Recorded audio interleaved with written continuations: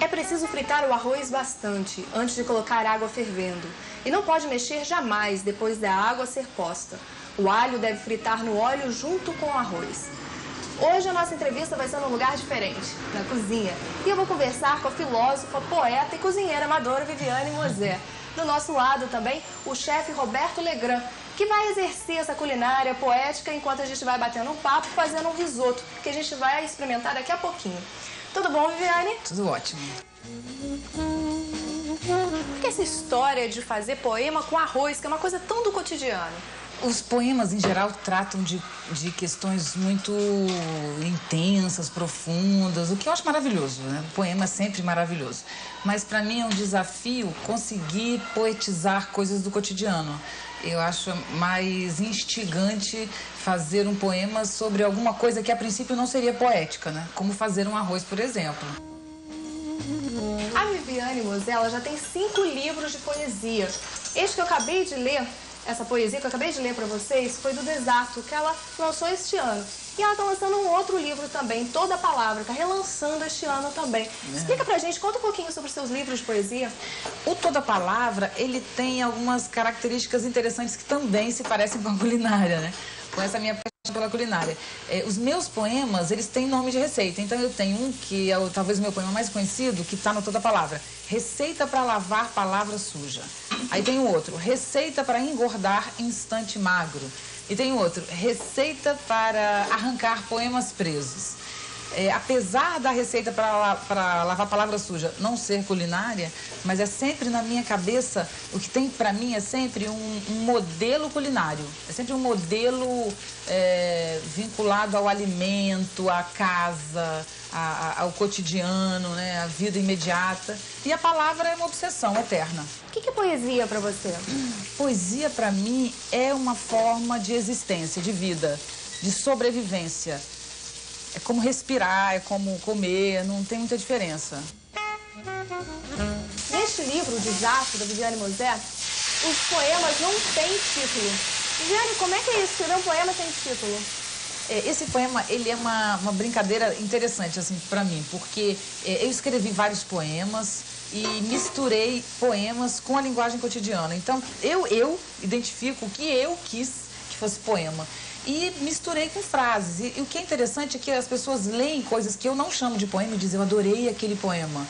Isso foi o desafio, que é, se você não dá o título de poema ao poema, uma pessoa pode achar que não é poema e pode dizer que é poema, uma coisa que a princípio não é poema. O que eu acho interessante nesse jogo é, as pessoas falam pra mim, você quer tornar o poema cotidiano? Não. O poema tem que ser o poema, as pessoas escrevem o poema como elas bem entendem e tá tudo certo. O que eu gostaria é que a linguagem cotidiana fosse poética. Como é seu processo criativo? No aeroporto, na fila do banco, agora nem tenho ido muito, né? Tudo na internet, mas entre as coisas que eu faço. O poema tá sempre no meio do que eu faço. Tem algum ídolo na poesia, algum poeta? Tem. Eu tenho grandes ídolos, na poesia especialmente. Eu tenho João Cabral de Melo Neto. O meu poema não se parece com ele, porque eu nem tenho essa pretensão, porque eu acho ele tão maravilhoso que meu poema é totalmente diferente do dele. Mas eu sou completamente fã. Qualquer poema do João Cabral, eu adoro. Adoro também o Arnaldo Antunes, que tem um poema bem paulistano, bem contemporâneo, mas muito simples, que me agrada na simplicidade. Gosto do Manuel de Barros, que fala dessa coisa... o poema interessante é o poema do lodo, da máquina abandonada num canto, das coisas inúteis. É muito legal. Você não vai ver Manuel de Barros fazendo poema sobre amor ou sobre flor, jamais. E gosto de um prosador, digamos assim, mas que é, para mim, poeta, que é o Guimarães Rosa. O Grande Sertão Veredas é o maior livro de poemas que eu já vi, apesar de ser vendido como prosa. Viviane, como que você classificaria a sua poesia? Eu gostaria de classificar o meu poema como um poema filosófico. E o colégio te ajudou a desenvolver esse dom da poesia? Ajudou muito, muito. Eu tive excelentes professores que eu guardo totalmente no coração. Acho que eu amo ser professora por isso, porque os professores foram parte fundamental da minha vida. Eu tive uma professora chamada Mirtes, que foi minha professora no 3º ano primário, no ensino fundamental, né, 3ª série do 1º grau. E ela identificou de cara a minha capacidade de escrita, de cara. Então ela dizia: Mosé, escreva uma redação sobre tal tema. Não era para todo mundo, era para mim. E depois eu li, tinha que ler essa redação alto para a turma. E ela me usava como exemplo. Então ela me colocou num lugar assim de escrita e de professora, porque antes era coisa de família, que bonitinho. Mas a professora Mirtes não. Dali em diante, ela estimulava, que já era o papel dela, ela já fazia isso normalmente, a leitura. Então tinha um clube de leitura e tinha uma competição. Quem lesse o maior número de livros ganhava um livro no fim do ano, né? E eu estava sempre na frente, lendo o maior número, competindo e estimulava os meus amigos a ler.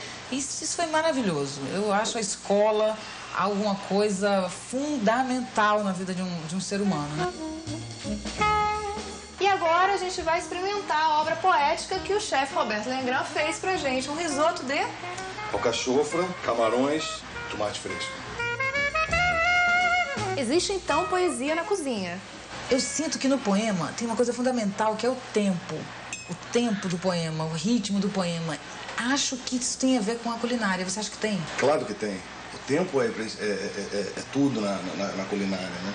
Quer dizer, o tempo para você cozinhar bem um camarão, quer dizer, você pode cozinhar o camarão de diversas formas, quer dizer, mas existe o tempo certo dele, como o arroz, por exemplo. Então, você tem que combinar todos esses tempos para que no final do prato, como na poesia, na verdade, chegue a um sabor perfeito.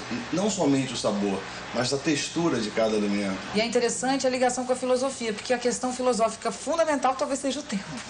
O que é o tempo, né? O que fazer com o tempo na vida, na culinária, no poema, né? Acho que na realidade, tanto a poesia quanto um prato poético como esse daqui são todos uma delícia, né? Então acho melhor a gente comer Antes que esfrie, porque eu já experimentei e tá muito gostoso, Viviane. Bom.